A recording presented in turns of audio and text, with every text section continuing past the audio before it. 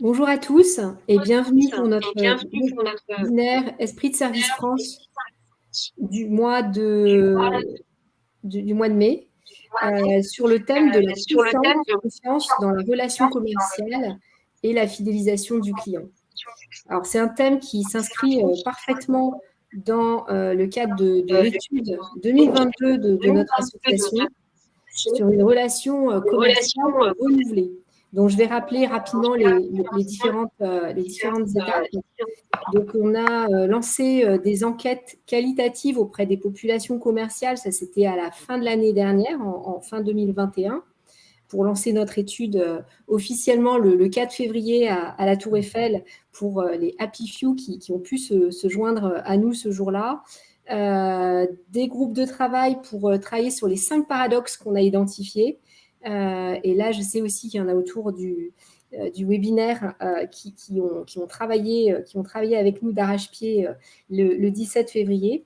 On a organisé un premier webinaire avec notre ami Charles-Henri Besser-Deshortes, c'était il y a tout juste 2 mois, le 10 mars, sur les compétences d'avenir, et notamment en faisant un focus sur les compétences commerciales qui étaient attendues. Et puis là, bien aujourd'hui, comme on se pose toujours plusieurs questions, notamment sur comment on peut faire des relations existantes entre service support, service commercial, opérationnel, comment on peut faire de ces relations-là un vrai levier de performance dans nos organisations.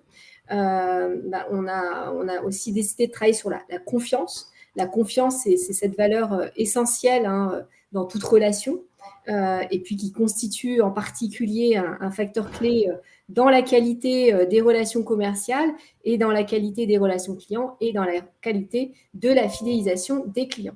Alors, pour agir durablement dans les relations commerciales et clients, la confiance, elle doit finalement se retrouver dans toutes les strates de nos organisations. Alors, sur quelle dimension devons-nous agir pour renforcer ces relations de confiance? Eh bien, c'est toute la question, et la question qu'on va poser ce soir et auquel nos 2 experts invités, Pierre Vinicki et Henri Van Hellevik, vont répondre. Alors, en premier lieu, j'ai le grand plaisir d'introduire Pierre Vinicki. Pierre, alors malheureusement, il a un petit souci technique, il en est le premier totalement désolé, et nous aussi, on va pas le voir, mais on va l'entendre. Pierre, vous exercez une activité de conseil en conduite du changement en France et à l'international depuis 20 ans et plus, et puis vous êtes expert de la confiance, président de Trust Inside, et vous êtes à l'origine du modèle de l'arbre de confiance, un arbre qui n'aura plus beaucoup de secrets après ce webinaire. Alors, Pierre, je vous propose de présenter notre deuxième invité, Henri Van Hellevik, qui a exercé plusieurs activités au sein du groupe Sodexo. Pierre, c'est à vous.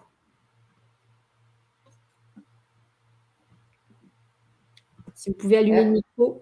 Et voilà. Oui. Bonjour à toutes et à tous. Merci à Agnès pour ces quelques mots. Merci à Maryse et à Jean-Yves pour leur invitation. Bonjour à toutes et à tous. Et ravi d'avoir avec vous cette opportunité d'échange autour de cette question qu'est la confiance, effectivement, renforcer la confiance dans la relation commerciale et la fidélisation du client. Alors, avant de revenir sur le pourquoi et le comment de la dynamique qui a été engagée, dans laquelle je me suis investi depuis un certain nombre d'années, je me permets juste de dire 2 mots de mon ami Henri Van Hellevik, avec lequel je vais avoir le plaisir d'interagir tout à l'heure.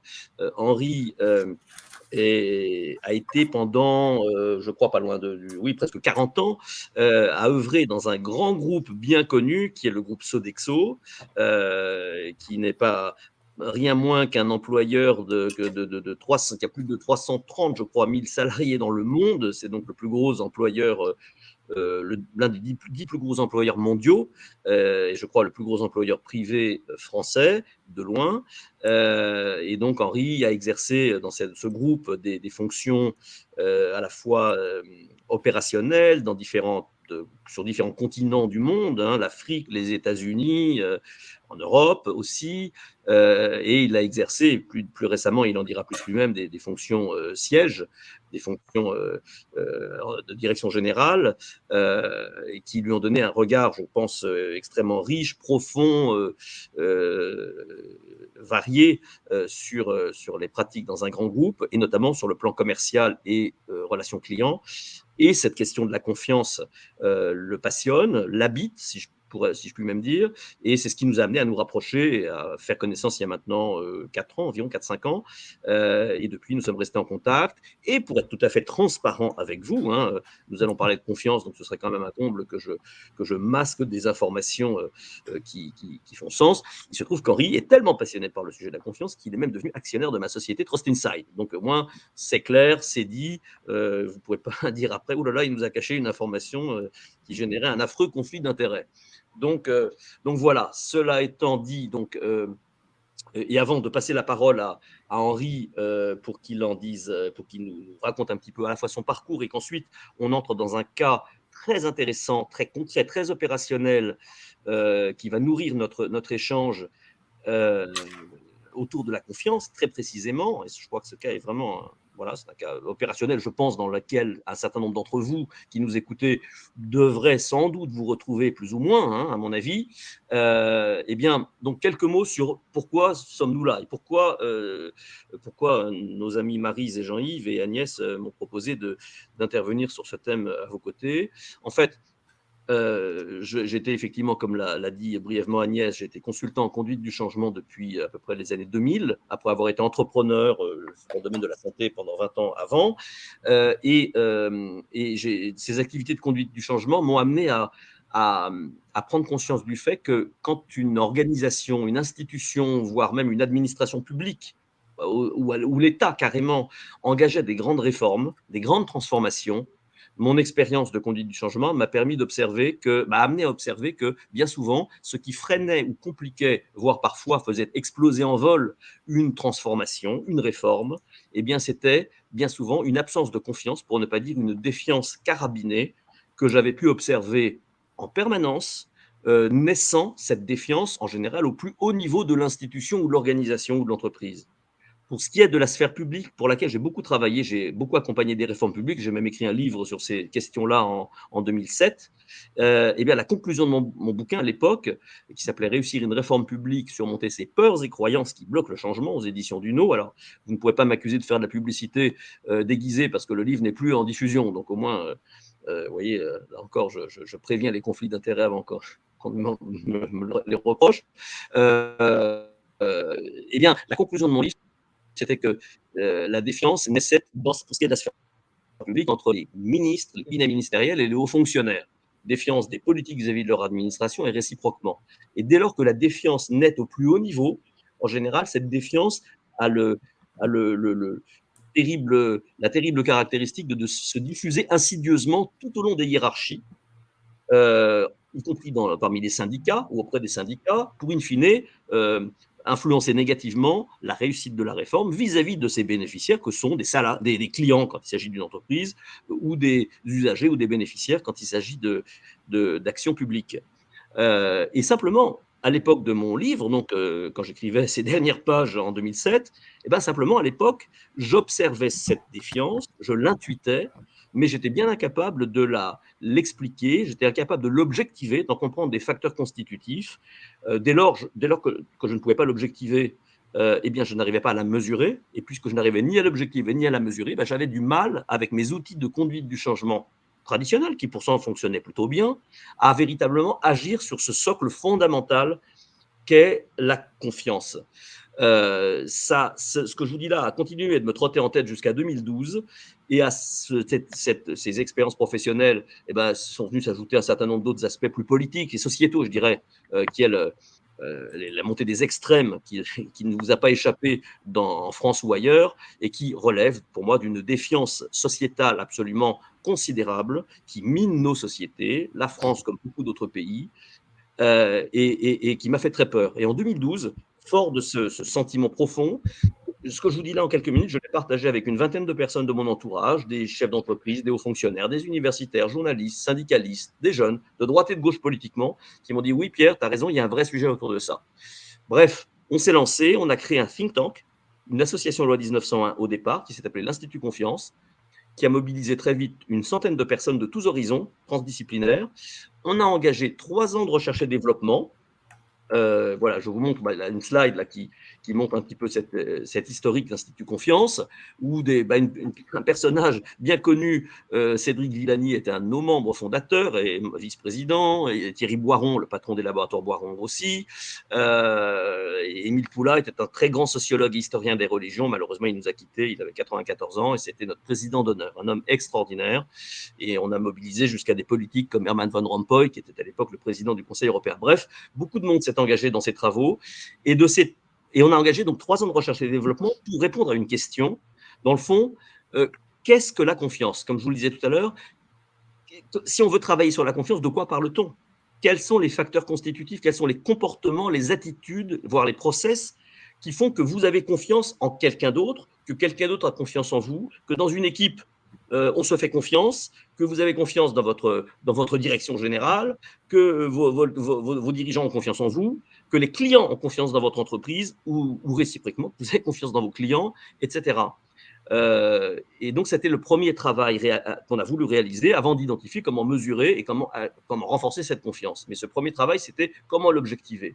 Et de ces 3 ans de recherche et développement que nous avons engagés donc en 2012, donc ça fait exactement 10 ans maintenant, eh bien, est née une modélisation qui a permis d'objectiver les facteurs constitutifs de la confiance. Et cette modélisation, nous l'avons représentée sous la forme que vous avez là, que vous voyez apparaître sous vos yeux, sous forme d'un bel arbre que nous avons appelé l'arbre de confiance. Alors, vous voyez qu'il est composé de 7 jolies pièces de puzzle.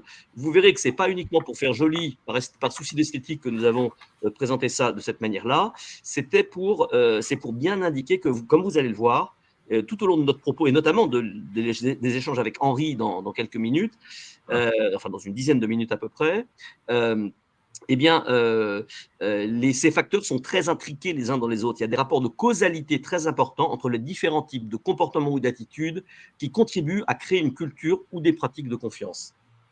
Alors, plus je sors du mystère pour un peu vous montrer ce qu'il y a dedans, quelles sont ces composantes. Alors, je vais vous les expliquer rapidement. Vous voyez qu'il y a donc ces 7 facteurs. Je vous les montre en plus grand. J'espère que vous arrivez bien à lire.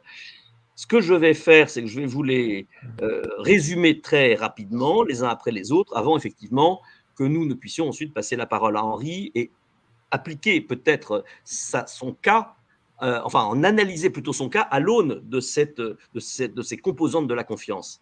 Alors déjà un mot, je ne vais pas jargonner beaucoup, j'évite de jargonner en général, mais il y a juste un mot que je vais utiliser, certains le connaissent peut-être parmi vous.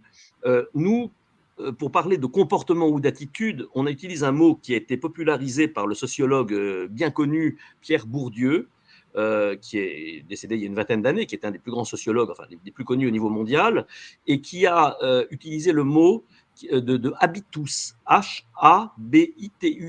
Un habitus, selon Bourdieu, c'est un comportement ou une attitude qui trouve son origine dans un héritage culturel ou social ou dans des croyances. Donc nous considérons, nous, que nous avons 7 habitus constitutifs d'une culture ou de pratique de confiance. Alors, le premier de ces habitus, en haut à gauche, c'est la co-responsabilité, la coopération et l'émulation. Et pardon, je m'excuse, je fais une petite incise en vous disant que dès à présent, je vous invite, vous tous qui êtes donc présents avec nous aujourd'hui, à peut-être, à l'aune de ce que je vous dis là, peut-être de tout de suite un peu réfléchir par rapport à vos enjeux professionnels, business, notamment sous l'angle, bien sûr, des relations commerciales ou de fidélisation des clients qui peuvent se manifester dans vos pratiques. Hein. Vous voyez un petit peu à quoi ça renvoie de ce point de vue-là, dès à présent. Alors, Premier habitus en haut à gauche, la co-responsabilité, la coopération et l'émulation. Alors là, j'insisterai surtout sur le mot co-responsabilité parce que la coopération ou l'émulation, on sait à peu près ce que c'est. La co-responsabilité, c'est un terme que tout le monde ne connaît pas, ne pratique pas vraiment encore aujourd'hui, alors qu'il est fondamental. La co-responsabilité, ça veut dire est-ce que j'ai conscience des conséquences de mes actes sur les autres ou réciproquement? Quand je fais quelque chose, est-ce que j'ai conscience des conséquences que ça a sur mon voisin au bureau, si j'arrive en retard, est-ce que j'ai conscience des conséquences que ça aura sur mes collègues si je n'honore pas une commande, est-ce que j'ai conscience de ce que ça va provoquer dans notre service des ventes ou de production ou autre. Cette culture de co-responsabilité, elle est très éloignée de nos pratiques parce que nous sommes dans notre belle société française, je dirais plus globalement occidentale, bercée, baignée d'une culture très individualiste. Je ne sais pas si vous serez d'accord avec moi, de culture de performance très individuelle dès l'école, et ça continue, et ça s'aggrave, je dirais même, plus quand on grandit. Et c'est très éloigné de cette culture de prise de conscience des conséquences de mes actes sur les autres. Et dans une culture actuelle, y compris de développement durable, là je sors du monde de l'entreprise directe, il ne peut pas y avoir de culture de développement durable s'il n'y a pas une culture de co-responsabilité. C'est vraiment essentiel. Et je pense que dans l'entreprise aussi et dans les relations avec les clients, n'en parlons pas. L'empathie, la bienveillance, la reconnaissance et l'acceptation de la différence. Alors là, les mots sont tous faciles à comprendre. Ce que ça induit de manière sous-jacente, c'est le rapport à l'ego. Bien souvent, là aussi, pour un peu les mêmes raisons que pour la co-responsabilité, on est baigné dans une culture scolaire où on vous dit qu'il faut être le meilleur. Et puis alors évidemment, quand vous faites des grandes écoles, que ce soit commerciales ou autres, eh ben, vous êtes le meilleur, vous êtes le chef, vous êtes le leader, tout ce que vous voulez, etc. Et il y en a certains qui prennent le melon, comme on dit, un petit peu. Bon, eh ben, ça incite pas vraiment à écouter, à respecter les autres, à accepter la différence. Voilà. Et ça n'induit pas forcément beaucoup de bienveillance vis-à-vis de soi-même et vis-à-vis des autres. Parce que quand on a un ego très développé, on a tendance à se fixer des objectifs au-delà de ce qu'on va atteindre après. Donc ça peut créer beaucoup de frustration, de mal-être, voire de dépression ou pire. Hein, quand on a un ego qui est complètement, je dirais, pathologique, entre guillemets. Troisième habitus en bas à gauche, la cohérence entre paroles et actes, la lisibilité, le respect des règles du jeu, l'honnêteté, l'authenticité, la loyauté. Ça aussi, là aussi, les mots sont faciles à comprendre, mais ça induit de manière sous-jacente un point très important qui est la cohérence, non seulement entre les paroles et les actes, mais en réalité entre les intentions et ce que l'on dit. Quand un dirigeant, un manager, sans doute un commercial vis-à-vis de son client, un responsable politique à la télé ou dans les médias, enfin oui, à la télé en l'occurrence, qui dit quelque chose et pense le contraire, ça se sent. À moins d'être sociétaire à la Comédie Française, les gens vont le ressentir. Et surtout, en 2022, il y a quelque chose qui n'existait pas il y a encore 20 ou 30 ans, et où à la limite, on pouvait encore se permettre peut-être de ne pas être très cohérent entre ses intentions et ce que l'on dit. C'est qu'il y a les réseaux sociaux aujourd'hui, il y a le fact-checking. Quand on pense un truc et qu'on le dit autre chose, etc., ben dans la demi-heure qui suit, vous êtes inondé de messages sur les réseaux sociaux. Donc, on ne peut plus se cacher. Et ça peut provoquer des boomerangs terribles. Et c'est vrai dans tous les champs de la société. J'ajoute d'ailleurs aussi qu'il y a la lisibilité et le respect des règles du jeu, où là aussi on est dans des univers dans lesquels bien souvent on se complaît à avoir une sorte d'opacité dans les règles du jeu. Certains ont une pratique, y compris managériale, très machiavélienne, entre guillemets, vous voyez, manipulatrice, où finalement on se complaît à ne pas clarifier les règles du jeu. Et ça, c'est source de beaucoup de problèmes, de frustration et de défiance, et de conflits au passage. Au milieu, l'indépendance de jugement face aux conflits d'intérêts ou de valeurs. Cet habitus-là, il renvoie à la capacité que vous avez à faire ou pas, à faire preuve de discernement, de hauteur de vue. Et ça renvoie notamment au difficile problème des injonctions paradoxales. Quand vous avez un boss, un patron, un supérieur hiérarchique qui vous donne des injonctions, qui vous demande ou qui vous exige de vous ceci ou cela, et que ceci ou cela est en parfaite contradiction avec ce que vous demandent vos clients, vos collaborateurs, vos collègues, ça peut mettre en grande difficulté. Ça peut créer beaucoup de souffrance et ça renvoie quelque part à la solitude dans laquelle on peut se retrouver dans ces cas-là.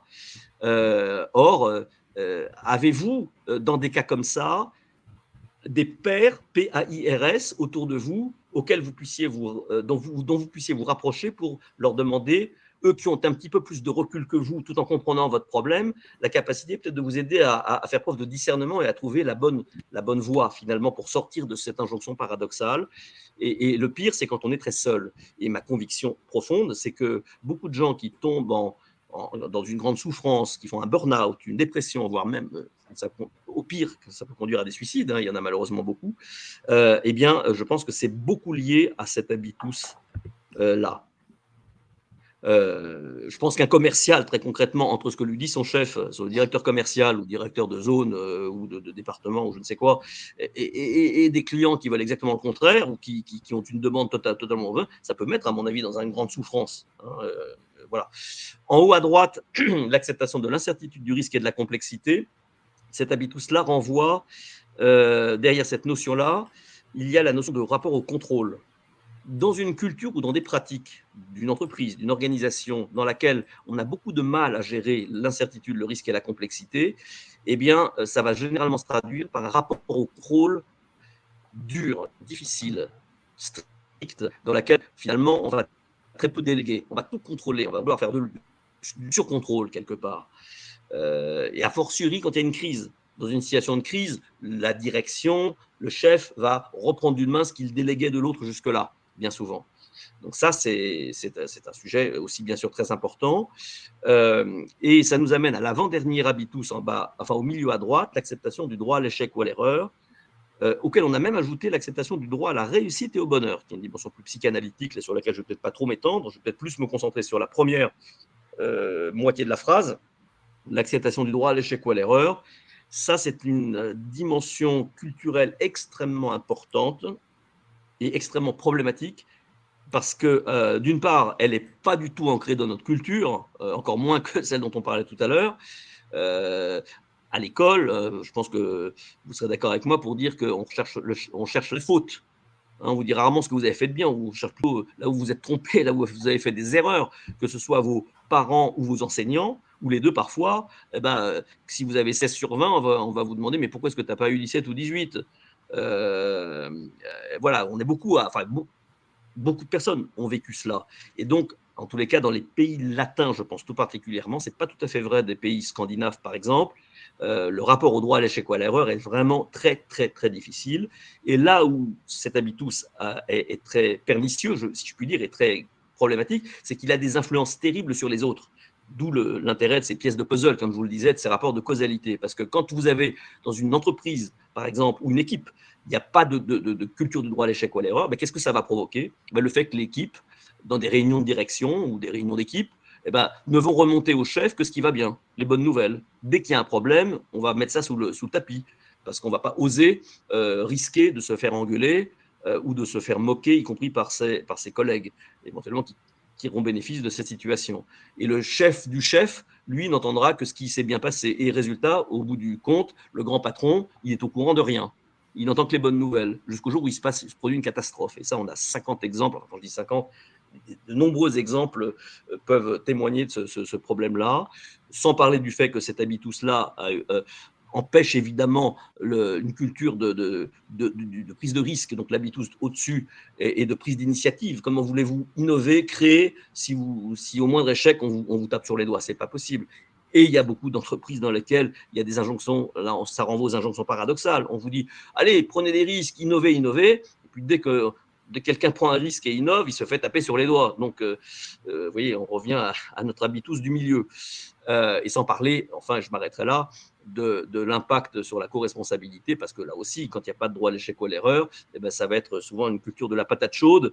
Dès qu'il y a un problème, c'est ah ben non, chef, c'est pas moi, non, c'est le bureau d'à côté là qui a déconné là. Enfin, excusez le terme. Enfin, vous voyez ce que je veux dire, voilà.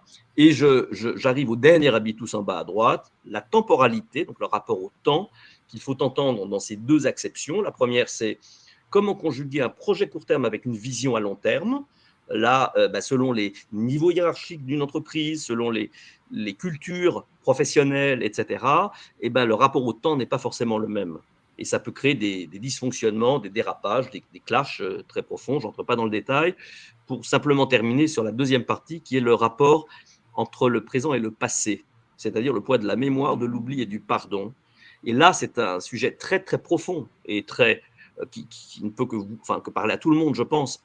Quand vous avez quelqu'un qui vous a fait un sale coup, qui vous a trahi, qui vous a trompé, qui vous a planté un couteau dans le dos, ça peut être votre boss, ça peut être un collègue, ça peut être un de vos clients, ou à l'inverse, un de vos fournisseurs, ou enfin bref, ça vaut aussi pour la vie personnelle, bien entendu.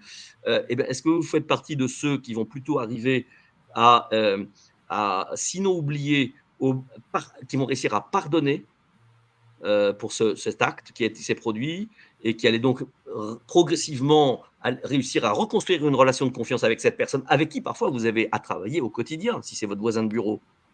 Ou alors faites-vous partie de ceux qui êtes plutôt rancuniers et qui, 2 ans, 3 ans, 5 ans, 10 ans après, ne passeraient toujours pas l'éponge et continueraient dans, ou aller continuer à en vouloir à mort, si je puis dire, à cette personne, et donc avec qui il sera plus possible tout simplement de travailler dans de bonnes conditions, avec qui vous ne partagerez plus aucune information, par exemple. Voilà. Alors, voilà, je vous ai brossé un petit peu dans un temps aussi restreint que possible. Bon, ça a pris un petit peu de temps quand même. Ces 7 habitus constitutifs d'une culture et de pratique de confiance. Alors, la question qui se pose, c'est qu'est-ce qui fait que ce bel arbre, si vous faisiez votre auto-analyse, alors on y reviendra tout à l'heure, un peu plus tard, ou si vous réfléchissiez au rapport à la confiance dans votre équipe, quel que soit le département dans lequel vous travaillez, dans votre entreprise ou votre organisation, quelle est la couleur de cet arbre, de l'arbre du collectif par exemple, ou de votre entreprise complète? Est-ce qu'il est plutôt vert, c'est-à-dire plutôt fort sur tel ou tel habitus? Est-ce qu'il est plutôt jaune, c'est-à-dire correct? Est-ce qu'il est plutôt orange, c'est-à-dire pas terrible? Ou est-ce qu'il est plutôt rouge, c'est-à-dire problématique sur tel ou tel des habitus? Là, vous voyez que on a mis arbitrairement le rouge sur le droit à l'échec ou à l'erreur. Et ben, pour être capable d'identifier la couleur de l'arbre finalement d'une personne, vous-même ou d'un collectif, ça oblige à faire un exercice fondamental mais difficile tant qu'on n'est pas outillé et préparé à le faire. Ça veut dire creuser dans les racines, d'où l'intérêt de l'analogie avec cet arbre, parce que qui dit racine par définition dit dimension sous-jacente, invisible, et là on plonge dans le champ des croyances, des valeurs, des représentations, des peurs, de l'héritage culturel, de l'histoire, ça peut être de soi-même, de sa famille, de son équipe, de son entreprise, de son territoire. Ce qui est vrai à Paris, il n'est pas à Marseille, à Lille ou à Nantes ou à fortiori dans un autre pays, auquel on peut ajouter les compétences et les savoirs qui sont enfouis également. Et tout cela nourrit finalement la couleur de votre arbre de confiance. Et tant que tout cela reste sous-jacent, invisible, inconscient, non mis en débat, eh bien, vous serez incapable de savoir pourquoi l'arbre de l'autre, en face de vous, il n'est pas de la même couleur que le vôtre. Et sur quoi agir, comment peut-on agir collectivement pour que les choses évoluent, pour faire revenir au vert un arbre qui ne l'est pas. Donc, on va y revenir après. Tout l'enjeu, il est de travailler, d'arriver à objectiver et à sortir de terre ce qui s'y trouve, sortir des racines ce qui s'y trouve. Alors, maintenant, voilà, je vous ai un petit peu brossé ce tableau très rapidement sur les facteurs constitutifs de la confiance, qui permettent d'objectiver la confiance. Et maintenant, pour passer, je dirais, du modèle à sa mise en pratique concrète, j'ai le plaisir donc de passer la parole à Henri, qui va se présenter en quelques mots, hein, nous dire quelques mots, et tout de suite enchaîner sur ce cas auquel il a réfléchi et qui, à mon avis, va être très riche. Merci Pierre et bonjour à toutes et à tous. Effectivement, je me posais la question en préparant mon petit exposé avant le cas pratique, mais qu'est-ce que je vais raconter à cette audience qui ne savent pas déjà? Parce qu'effectivement, tout ce que je vais raconter dans mon introduction, c'est que c'est du bon sens, mais malheureusement, ce n'est pas toujours une pratique courante. Comme Pierre le dit, je suis passionné par la confiance et ça m'a beaucoup, à travers mes dernières 40 années d'expérience, oui, je suis passionné par ça. Je suis sûr que des outils comme l'arbre de confiance peuvent aider des organisations et des communautés. Ayant travaillé pendant presque 40 ans, avec différentes entreprises globalement et des personnes de toutes cultures, je suis convaincu que la confiance est encore plus opportune, plus pertinente est plus vital qu'avant. Je l'ai vu et expérimenté au niveau personnel et donc professionnel, et que ce soit au niveau commercial, opérationnel ou au sein d'un siège. Les dernières 10 années de ma carrière, j'ai été directeur éthique d'un groupe. Alors, je peux vous dire que implémenter, instaurer une conduite responsable des affaires et parler de l'éthique, ben forcément, sans la confiance, ce n'est absolument pas possible. Ce n'est pas qu'une idéologie, mais un vrai facteur clé de succès. J'ai eu le privilège et le plaisir de travailler aussi bien dans des fonctions fonctionnelles qu'opérationnelles. Exécuter une stratégie, solutionner des problèmes et faire avancer les choses est avec et à travers des hommes et des femmes. Que ce soit pour libérer la parole, avoir un esprit d'équipe, de service et de progrès, rien ne va être possible sans la confiance. Parce que l'absence ou le manque de confiance ralentit toute initiative. Que ce soit pour gagner un marché, le lancement d'un produit ou service, une transformation, une réorganisation, la vitesse, et je focus vraiment sur cette vitesse, d'une implémentation et exécution réussie est un facteur clé de succès dans le monde d'aujourd'hui et demain et représente vraiment cet avantage compétitif. La relation tripartite ne peut fonctionner sans la mise en évidence de l'interdépendance et la valeur ajoutée des différentes parties. La fidélisation et rétention du client, on le sait tous, commence par signer un bon contrat. La fidélisation du client passe par le respect et l'exécution de ce contrat. Pour cela, il faut évaluer régulièrement le statut de votre client et votre contrat. Et j'en parle maintenant parce que vous allez comprendre dans mon cas pratique. Là encore, une relation tripartite entre services support, que ce soit des ressources humaines, techniques, finances ou autres, commerciaux, opérationnels, est fondamentale. Des changements en priorité du client peuvent changer au cours de la vie du contrat et les clients peuvent accepter les limites d'un fournisseur si le client vous a fait confiance et que les limites sont réelles. Je voudrais quand même maintenant vous partager avec vous une situation que j'ai vécue il y a quand même pas mal d'années de cela et je serais intéressé de voir ce que vous en pensez. Alors, mon cher Henri, puis juste, merci d'abord pour cette introduction qui pose effectivement le pourquoi finalement tu as perçu et vécu effectivement ce sujet de la confiance de manière très intime dans toute ton expérience professionnelle. Et là, on va maintenant justement entrer dans le vif du sujet à partir de ce cas que tu nous as concocté. Mais justement, je voudrais juste me permettre de suggérer à notre auditoire, eh bien, si vous en êtes d'accord, hein, c'est pas, je ne vous y oblige pas, mais à écouter peut-être attentivement tout ce que va vous dire Henri, en gardant peut-être à l'esprit les 7 habitus que je vous ai décrits tout à l'heure brièvement, de telle sorte que lorsque Henri va vous raconter cette histoire, vécu, eh bien, vous puissiez peut-être l'écouter avec une écoute peut-être un peu experte de la confiance, si je puis dire, et ne pas hésiter peut-être dans le chat là auquel vous pouvez accéder hein, via le système interactif que nous avons, peut-être soit de nous soumettre une question ou une remarque. Vous voyez, là, je vous montre tout de suite, par exemple, là, sur la slide, vous pourriez, par exemple, écrire, vous voyez, j'ai mis des numéros autour enfin, en face de chaque habitus. Alors attention, le numéro 3, ça correspond à celui du milieu, l'indépendance de jugement. Hein. Le 2, c'est l'empathie. Voilà. Donc, on restera l'œil, vous aurez ça, cette diapo à l'écran. Mais donc, si vous pouvez peut-être écrire dans un petit SMS, un petit chat, voilà, point 3, j'ai vécu telle situation, ou bien, voilà, point 5, si j'ai réussi à gérer cela, moi j'ai géré cette situation comme ci, qu'en pensez-vous ou quid, Henri, si vous aviez tenté telle ou telle solution par rapport au point 7 dans ce que vous avez vécu. Enfin, à vous de voir ce que vous voulez écrire, mais voilà, vous aurez en tous les cas cette capacité à vous repérer, si je puis dire, par rapport à ça. Ça sera, à mon avis, ça peut être intéressant. Voilà, je repasse la parole à Henri, je me tais, j'éteins mon micro. Merci Pierre. Donc effectivement, dans la deuxième partie de 1998, nous avions fait une acquisition, une fusion très importante aux États-Unis.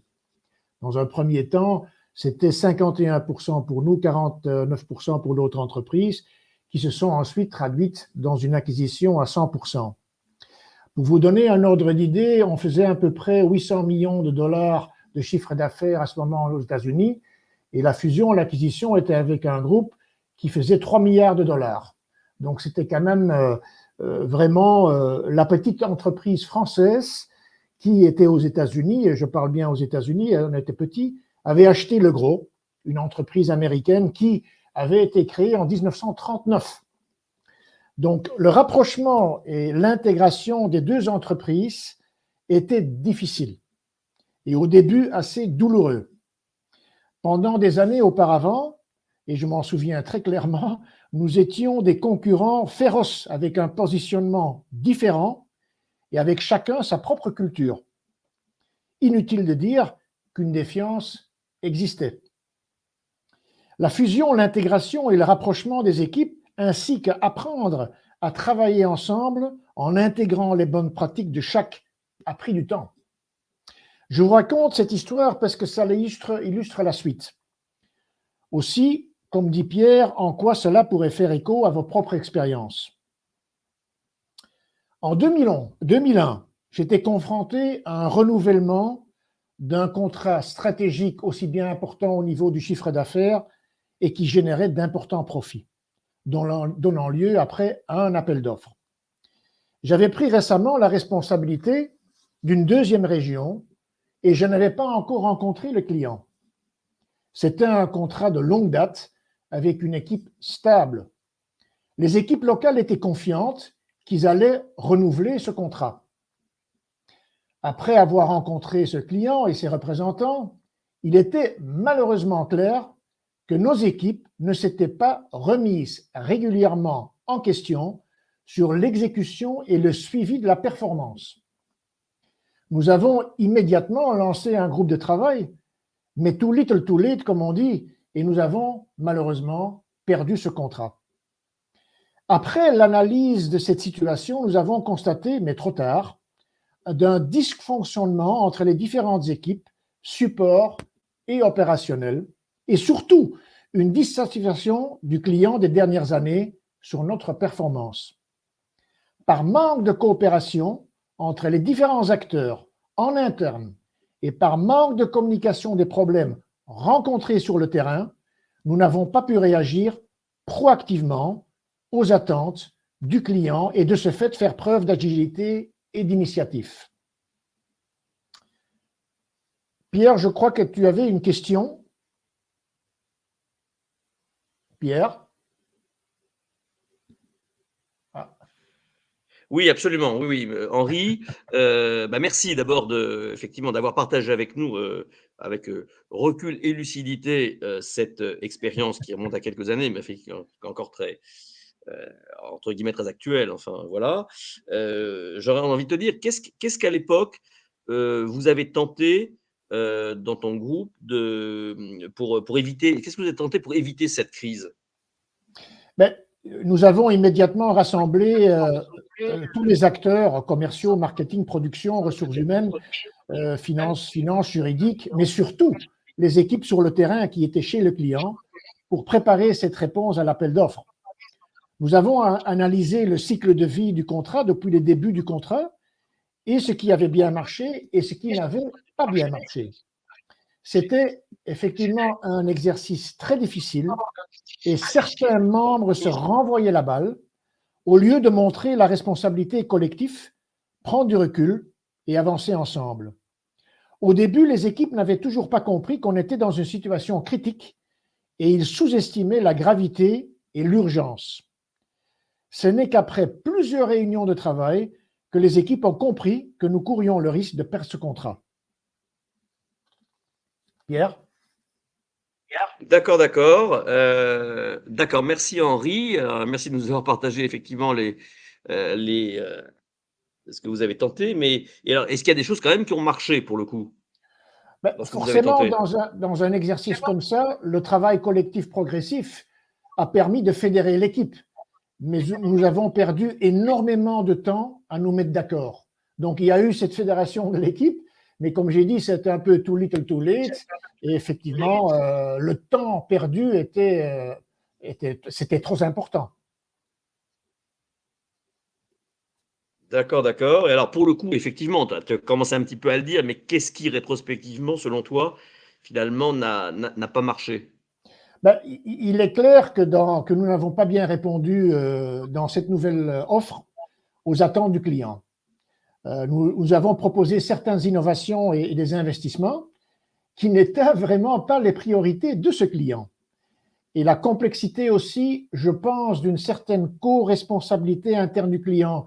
Il y a des gens en interne qui nous disaient, oui, mais pourquoi le client n'a plus été plus explicite? Pourquoi il ne nous a pas vraiment dit qu'on avait des problèmes de performance? Mais écoutez, si le client avait eu confiance, peut-être qu'il se serait livré.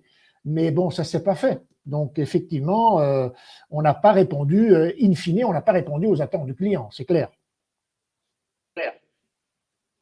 Alors, si tu prends maintenant, effectivement, de la hauteur et du recul que te permet aussi ce temps, cette maturation, alors, qu'est-ce qui a fait tout ça? Quel est le pourquoi, dans le fond, de ces différents types de dysfonctionnements qui ont amené finalement à perdre ce client très important pour vous, aussi bien en chiffre d'affaires que visiblement en marge bénéficiaire?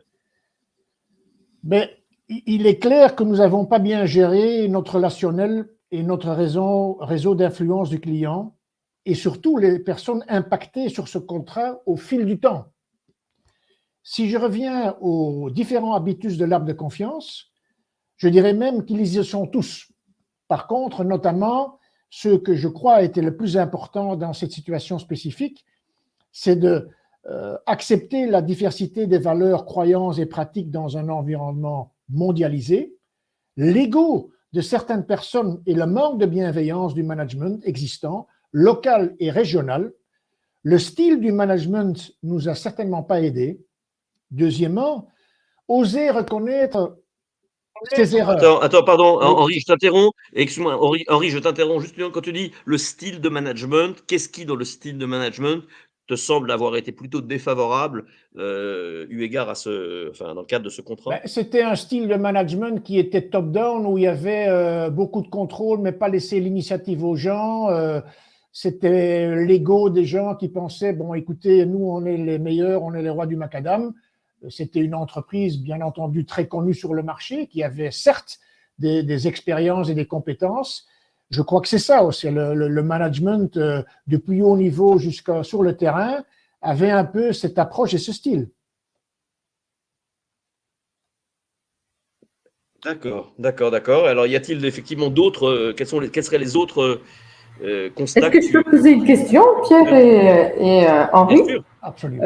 Je l'ai posée dans le chat, mais en fait, souvent quand il y a ce problème, et on rencontre ton expérience, Henri, est totalement, je pense, très d'actualité, on la rencontre dans toutes nos organisations, hein, peut-être moins dans les petites, mais dans les grosses, on a ce genre d'expérience douloureuse et on peut se demander en fait après quels sont vraiment les impacts et comment recoller les morceaux. Alors même si tu nous as présenté un diagnostic pour détecter où ça vole, toi Henri, comment tu as procédé fort de cette expérience où quelque part tu as perdu de l'argent, vous avez perdu de l'argent parce que vous avez perdu le contrat. Est-ce que ça a conduit ensuite à un délitement des équipes qui travaillaient sur le sujet? Est-ce que vous avez réussi à recoller les morceaux? Et ma dernière question, parce que ça c'est une question pour moi très, très importante et même il l'a soulevé Pierre, comment on résout la problématique de l'ego? Parce que ça je crois que c'est un poison. Alors est-ce que c'est un poison culturellement français ou est-ce que c'est un poison culturellement mondial? Je vais d'abord essayer de répondre à la première question. Effectivement, qu'est-ce qu'on a fait?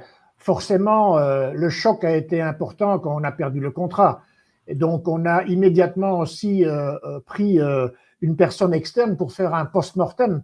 Parce qu'aussi bien qu'on croyait qu'on avait tout bien compris, on a envoyé des gens externes à l'entreprise pour aller parler avec le client et dire, écoutez, est-ce que vous êtes prêt à vraiment communiquer qu'est-ce qu'on peut apprendre de ça, qu'est-ce qui s'est vraiment passé. Après, on a rassemblé, alors il y a eu un post-mortem très très important, je peux vous dire, où on a rassemblé toutes les équipes et où on a, en toute transparence, éduqué et expliqué aux équipes qu'est-ce qui n'a pas marché. C'est qui nous a amené aussi, dans tous nos contrats, d'instaurer un programme qu'on avait mis en place qui s'appelait un peu Clients for Life, où effectivement, on démarre du commercial. Déjà, comment identifier les cibles, comment approcher le prospect et tout ça, jusqu'à ce qu'avoir une réunion de transformation, enfin de transition entre le côté commercial et donner l'exécution du contrat opérationnel, en invitant tous les acteurs principaux de ce contrat pour être bien sûr qu'ils ont bien compris tout ce qui a été mis dans l'offre, et après déterminer aussi à travers la vie du contrat des points réguliers où on puisse se rencontrer pour évaluer le cycle de vie du contrat et pour éviter qu'on se réveille et qu'on n'est pas innovatif, agile et qu'on continue à répondre aux besoins du client. Et ça, c'est tout un programme qu'on a mis en place systématiquement dans nos contrats après pour éviter ces choses-là. Mais ça, c'est un travail continu parce que même avec un programme comme ça qu'on a mis en place, souvent, malheureusement, on retombe encore dans des situations qu'on dit mais comment est-ce que c'est possible? On devrait quand même apprendre des lessons learned qu'on a eues et qu'on a vécues dans ces moments importants. Alors, deuxième question, l'ego, est-ce que c'est... peut-être qu'il y a un aspect culturel aussi d'ego. Alors maintenant, dans cette situation-là, et je ne veux absolument pas... C'est un peu délicat, mais c'est vrai que l'entreprise qu'on avait acquis, c'était une entreprise très connue avec des grandes compétences qui avait déjà un ego, même quand nous, on était de l'autre côté de la barrière, quand on était concurrents, on essayait de se différencier d'une manière différente. Mais c'est vrai que ces gens-là, c'était une entreprise, c'est pour ça qu'on a aussi fait l'acquisition, et on était complémentaires, qui avaient des compétences très importantes sur le marché. Mais ils avaient quand même, oui, une certaine culture d'arrogance et d'autosatisfaction de disons, on est les meilleurs, quoi. Et ça ne les a pas servis dans cette situation de renouvellement de contrat qui a abouti dans un appel d'offres et où on n'a pas réussi à répondre aux attentes du client. Alors peut-être pour compléter ce que dit Henri et réfléchir à la question tout à fait, à la fois pertinente évidemment, mais en même temps assez difficile que pose Maryse, comment traiter une problématique d'ego. Moi j'aurais 2-3 éléments. C'est pas, je pense pas qu'il y ait de solution miracle, comme ça qu'on puisse de coup de baguette magique. Mais j'aurais tendance d'abord à dire que est-ce que le dirigeant, le numéro 1 de la boîte, quelle est sa culture à lui? Est-ce qu'il propage une culture d'ego débordant ou est-ce qu'il incite à une certaine modestie, ce qui n'empêche pas d'être exigeant, ambitieux, performant, etc. Mais est-ce qu'il incarne une espèce d'ego délirant chez lui et chez N-1? Et je pense que c'est typiquement le type de comportement qui transpire beaucoup à tous les niveaux quelque part. Ça se propage, je pense. Beaucoup de la tête, à mon avis, d'abord. Il y a un peu de ça. Ensuite, j'aurais tendance à penser, si je regarde l'arbre, là, qu'à mon avis, ça a quand même pas mal à voir aussi avec l'acceptation du droit à l'échec ou à l'erreur. C'est un petit peu la poule et l'œuf, de ce point de vue-là. Dans une culture où ne remonte pas ce qui va mal, enfin, les problèmes, où ne remonte que ce qui va bien, on finit par avoir la grosse tête parce qu'on a l'impression que tout va bien en permanence, jusqu'au jour où on se prend une énorme gamelle, entre guillemets. À l'inverse, si on a la modestie qui permet l'humilité, qui permet de favoriser l'expression des difficultés, des problèmes, des petits problèmes de tous les jours, voire des échecs qui peuvent se produire, etc., ça incite à faire preuve d'un peu plus d'humilité, a priori. Et j'ajoute, en revenant à l'habitus en haut à gauche, la co-responsabilité, pareil. Si chacun se renvoie à la patate chaude, ou si chacun reste dans son précaré, dans son silo, si je puis dire, là aussi, ça n'incite pas, ça conforte les égos quelque part. Si je peux me permettre, Pierre, c'est un peu dans les deux points suivants. Effectivement, comme tu le dis à juste titre, c'est oser reconnaître ses erreurs pour faciliter la remontée des informations. Et dans la culture existante qu'on a vécue là, tous les acteurs estimaient qu'ils avaient toutes les compétences nécessaires et n'avaient pas besoin d'aide. Et donc, ils voulaient surtout ne pas faire remonter des mauvaises nouvelles. Et troisièmement, aussi, c'est s'assurer d'une vision partagée. On était vraiment dans une situation de fusion très compliquée et d'acquisition très compliquée entre deux entreprises. Et après réflexion, et si je prends un peu de recul, c'était pas fini cette acquisition. Ça a pris plusieurs années. Et donc, il y avait encore des tensions et des incertitudes. Et je crois que réflexion faite, la lisibilité et la clarté des intentions étaient mal comprises par les employés des deux organisations. Fusion, rapprochement, acquisition, incertitude. Et ce que nous avons était aussi suffisamment clair pour expliquer à nos employés comment ça allait se passer. Alors, il y a aussi délibérément des choses qu'on n'a pas voulu dire au début, mais ça n'a pas toujours aidé non plus. Donc, c'est tout ce cadre-là aussi, de cette condition fusion, acquisition, transformation de l'entreprise, quoi. Oui, là, je ne peux que compléter ou compléter, voilà exactement ce que vient de dire Henri. Je pense qu'effectivement, l'opacité des règles du jeu, lorsqu'on crée des structures, et parfois de manière consciente, parfois de manière inconsciente, qui font que les gens ne savent pas où ils sont, où est leur limite de compétence, où commence celle des autres, etc. Je pense que ça crée de l'incertitude, ça crée du malaise, du mal-être, et donc les gens ont tendance à se développer un ego, vrai ou faux, mais qui, à se donner une contenance quelque part, aux dépens des autres. Donc, je dirais tout est lié là aussi, et c'est pour ça que cette dimension est systémique, holistique, et que toutes les dimensions sont importantes.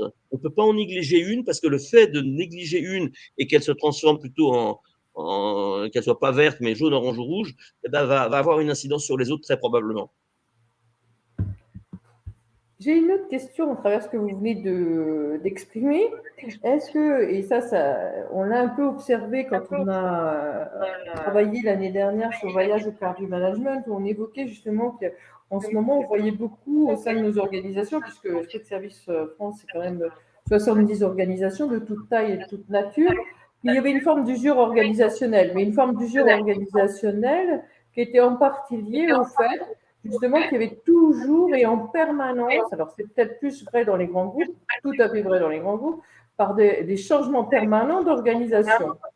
Et on avait l'impression que quelque part l'activité d'une organisation, c'était de changer d'organisation. Je caricature, mais tout le monde me connaît, c'est mon côté un peu coquin.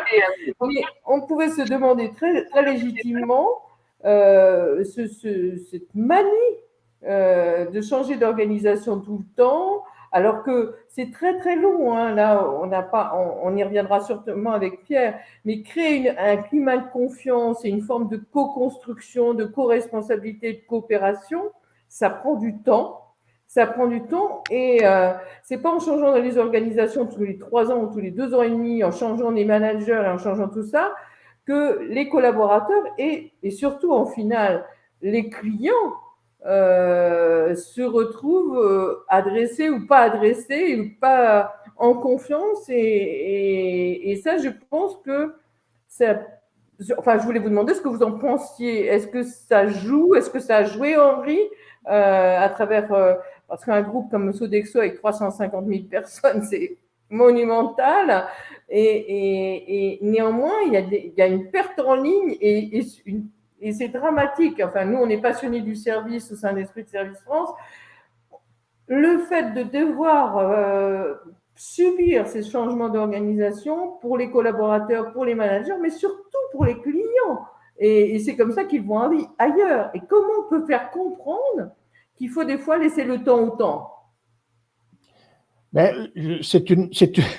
C'est une excellente question et sans rentrer, parce que bon, je ne suis plus chez Sodexo, donc j'ai quitté Sodexo maintenant.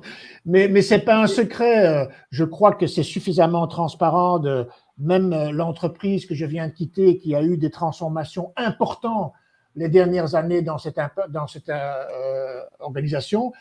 Même j'ai participé dans pas mal d'acquisitions dans pas mal de pays, donc forcément là il y a chaque fois des transformations et des réorganisations. Mais comme vous dites à juste titre, les grands groupes, comme le groupe que je viens de quitter, les dernières années, vous avez absolument raison.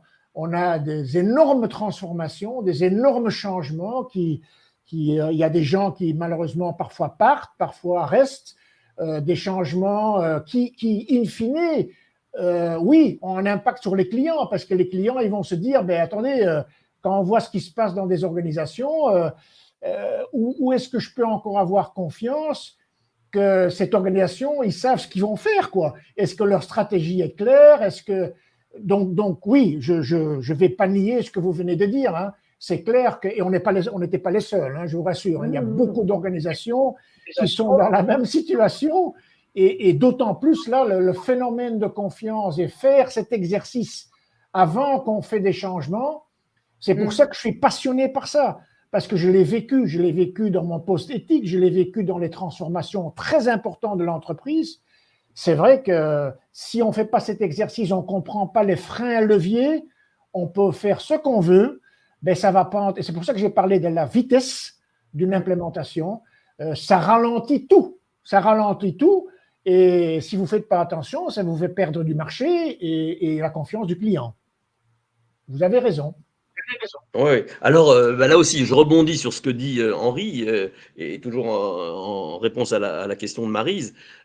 Moi, il me semble que, évidemment, les problèmes d'organisation, qu'elles soient matricielles ou pyramidales ou ci ou ça, c'est non pas que ce soit simple, mais enfin, au moins, on le maîtrise, on voit, c'est tangible, c'est carré, on voit comment ça s'organise.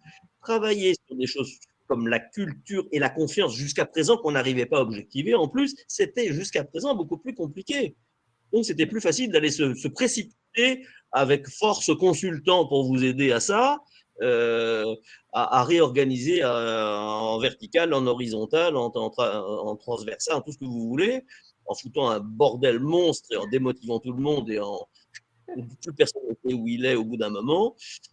Alors que travailler sur des choses de mon point de vue, et là je parle évidemment avec ma conviction personnelle, travailler sur qu'est-ce qui fait qu'on recrée les conditions ou on renforce les conditions de la confiance en interne et vis-à-vis de ses clients, c'est quelque chose qui était plus difficile à appréhender, donc on le mettait de côté. Ça restait quelque chose de périphérique jusque-là.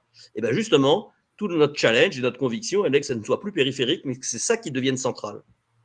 Et si, ma chère Marie, si tu m'y autorises, parce que là, je vois l'heure, alors si je ne sais pas combien de temps encore on a, mais justement, la question qui s'est posée, c'est est-ce que ce que vous avez sous les yeux, ça reste un modèle, je dirais, de réflexion, justifiant justement des conférences ou webinaires comme on le fait là, qui j'espère apportent quelque chose à nos auditeurs.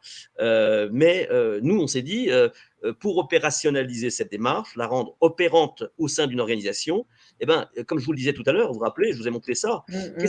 Comment est-ce qu'on arrive à mesurer la couleur de cet arbre au sein d'une équipe à un moment donné? Quelle était la couleur de l'arbre de la filiale américaine là, que dirigeait Henri au moment où il s'est produit ce cataclysme, entre guillemets, cette perte de gros clients? À quoi ça ressemblait la couleur de l'arbre à ce moment-là? Bon, eh ben, si on avait pu, à l'époque, vous voyez, si j'avais connu Henri il y a 20 ans et si on avait eu 20 ans d'avance sur nos travaux, eh ben, on lui aurait proposé eh ben, de mesurer justement la couleur de cet arbre. Et pour ce faire, eh ben, on a développé depuis quelques années maintenant des outils qui sont des baromètres de mesure de la confiance collective qui permettent à partir d'une appli, enfin de ce qui ressemble à une application qu'on peut consulter, à laquelle on peut se connecter sur son smartphone, tablette ou ordinateur, et ben, qui permet à partir d'un certain nombre de questions de mesurer la couleur de l'arbre de confiance d'une équipe, d'une entreprise, voire de la relation avec ses clients. Voilà, et aussi individuel. Et à partir d'un jeu de questions qui sont posées, alors c'est généralement 35 questions, 5 par habitus, pardon, et ben on arrive à vous voyez là sur ce que vous avez à l'écran, on est capable, à gauche, vous avez en général au début de ces baromètres, on vous demande comment vous vous voyez subjectivement, individuellement ou collectivement. On pourrait dire par exemple dans l'équipe d'Henri, on a dit messieurs là, mesdames et messieurs qui êtes dans cette situation compliquée, à votre avis, quelle est notre couleur collective de notre arbre là? Où est-ce qu'on est vert, jaune, orange ou rouge? Alors à gauche, chacun colorerait son arbre vraiment subjectivement. Et là, ce serait la moyenne que vous verriez là. En fait, à droite, après les questions posées, eh ben, on voit la couleur objectivée au travers du questionnaire. Alors là, en l'occurrence, je pense qu'à l'époque, ça aurait été peut-être plutôt l'inverse. Les gens se voyaient plutôt vert ou jaune, puisqu'ils ne se remettaient pas beaucoup en question, d'après ce que j'ai compris. Et ça aurait été plutôt orange ou rouge, à droite, sans doute, hein, à l'époque de cette expérience que Henri nous a décrite. Et une fois qu'on a cette représentation très précise de la couleur de son arbre de confiance, eh bien, on est capable, dans un collectif, d'identifier sur quoi on a envie d'agir pour faire revenir au vert progressivement un arbre qui l'est pas, de mettre en place des pistes de progrès, des plans d'action, des réflexions, un certain nombre de dynamiques qu'on peut accompagner et sur lesquelles on forme d'ailleurs des gens en interne pour qu'ils puissent ensuite porter ces dynamiques en interne, en particulier quand il s'agit de grandes entreprises, de grands groupes.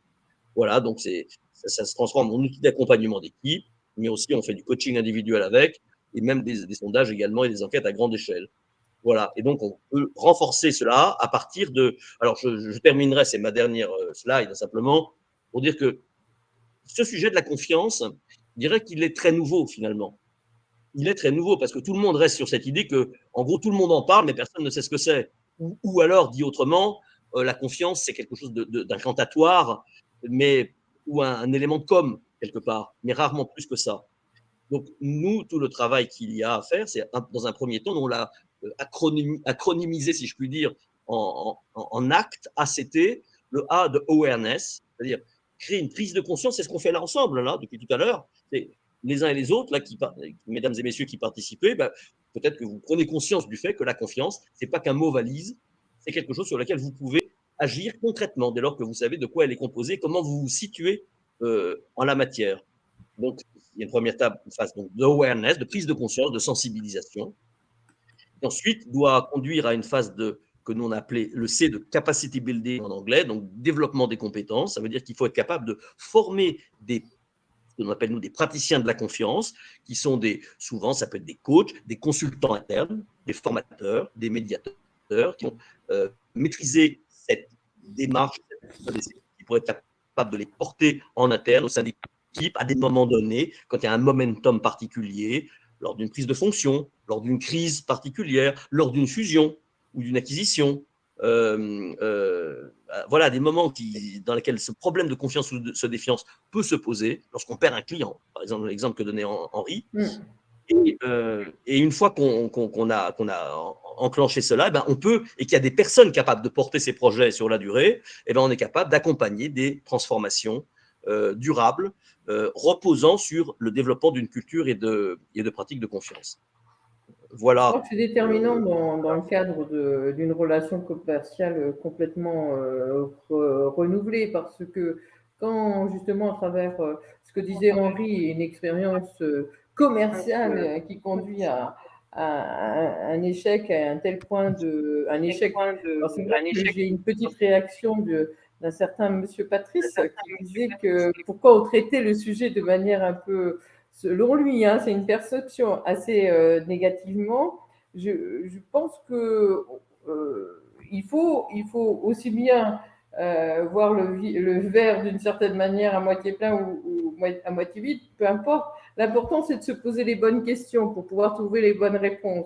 Et quand on est au cœur de cette confiance, et je dirais, je voulais justement vous poser la question, Pierre et Henri, puisque maintenant c'est votre sujet permanent, constant. Par rapport aux équipes commerciales, est-ce que, à travers votre expérience et ce que vous faites en ce moment, vous utilisez ces arbres de confiance pour essayer de construire des équipes performantes, notamment au niveau des commerciaux, puisque c'est l'élément clé et indispensable en général dans une relation comme ça, pour qu'il n'y ait pas de fissures visibles ou non perceptibles par les clients.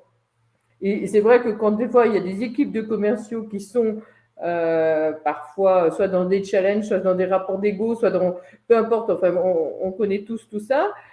Comment on peut justement optimiser et développer une performance grâce peut-être à l'utilisation de votre outil.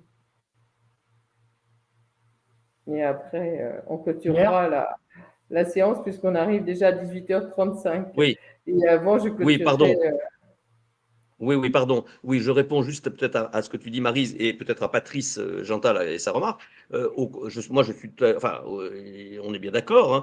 Non, la confiance est une force, indiscutablement. C'est pas, je pense pas qu'on la traite de manière négative. C'est plutôt le fait de ne pas travailler sur la confiance ou de laisser perdurer une culture de défiance qui est un problème. Mais construire la confiance ou la renforcer ou la maintenir, c'est une énorme force, moteur de croissance et de fidélisation, comme le dit Patrice, indiscutablement. Alors, effectivement, le fait de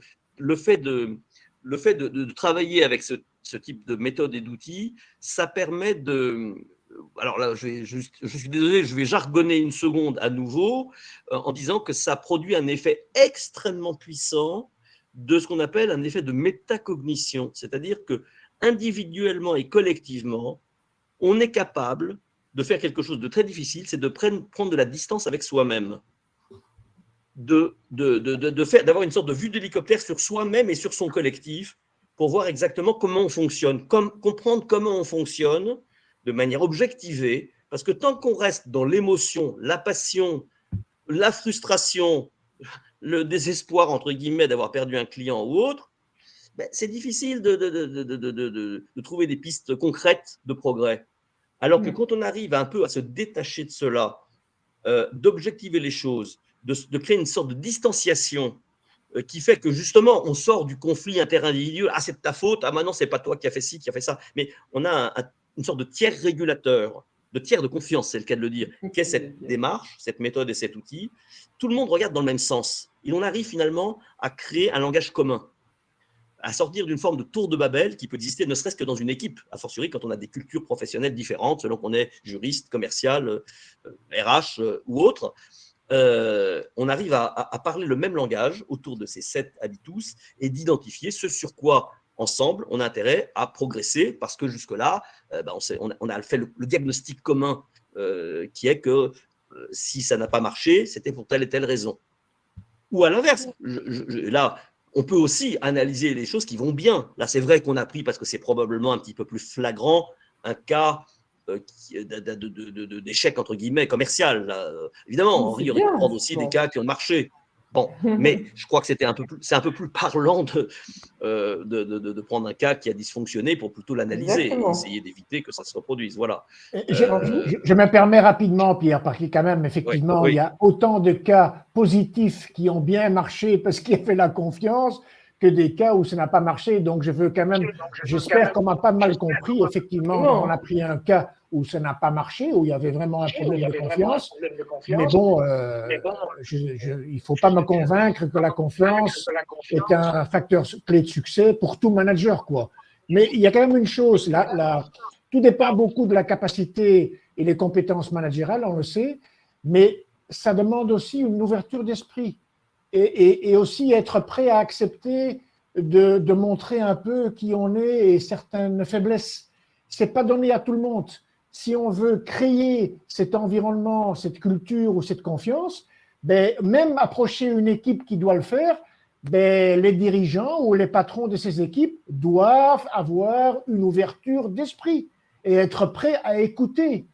C'est que comme ça que ça marche. S'il n'y a pas d'ouverture d'esprit, ça ne marchera pas. Enfin, si je peux me permettre. Tu as tout à fait raison, Henri. Merci beaucoup pour cette conclusion. Je crois qu'on avait besoin tous d'entendre ce type de conclusion. Et Pierre, si tu voulais passer le dernier slide, parce que je pense qu'on va être obligé de rendre l'antenne. Je voulais juste pour conclure ce webinaire, et je vous remercie infiniment, Pierre et Henri, de nous avoir accordé ce temps et surtout ces explications, mais je pense que beaucoup d'entre eux, même si on avait plus de 50 inscrits et qu'on en a eu malheureusement jusqu'à 23 qui ont participé, je suis sûre qu'il y en a beaucoup, parce que j'ai eu des textos qui me disent, mais est-ce que je suis obligée de partir, est-ce que je peux réécouter? Ils savent tous qu'ils peuvent réécouter et vous contacter. En tout cas, je voulais juste clôturer ce webinaire.